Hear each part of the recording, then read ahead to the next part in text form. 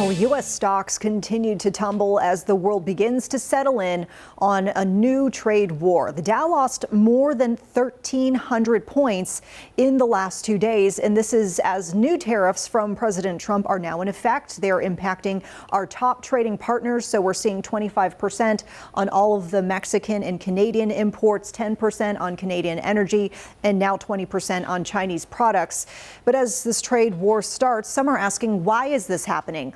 Experts say the goal is to incentivize companies to set up shop here, creating American jobs.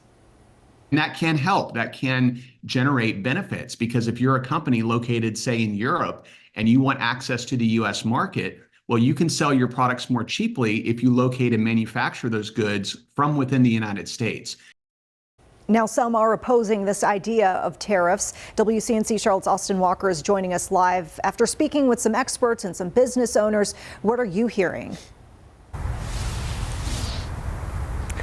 Yeah, so Vanessa, there really are two sides to this conversation. The first side, obviously, yes, they're happy and excited that these tariffs are in place, but the other side really is just nerves at this point, saying that things could just cost more from Mexico. So a good example is really just putting this into effect. So let's say a company pays $1 to get an avocado from Mexico to the United States.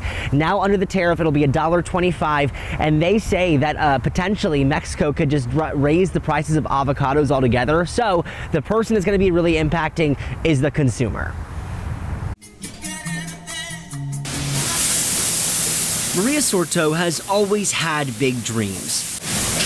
Moving from El Salvador in the 90s and working as a dishwasher within these walls, her goal was clear. This would be hers. This is ready, okay? Her name now on the outside of the building 2 decades later, a dream come true. One that's now facing uncertainty. It's going to be hard for us. New Tuesday by the Trump administration in an effort to crack down on fentanyl trafficking and illegal immigration, a 25% tariff on goods imported from Mexico and Canada. Sorto's normal day-to-day shopping list. Plantain, avocados, a lot of spices that we need for cooking. She fears rising food costs might force her to make some tough decisions. The avocado is too expensive. Maybe we have to take out from the menu because I don't think the customer wants to pay. Jeopardizing the very thing she's worked towards. Maybe they don't want to come back because we don't have no guacamole. A dream. Don't do that because it's going to affect everyone, not just me, for everyone. She's holding tightly onto.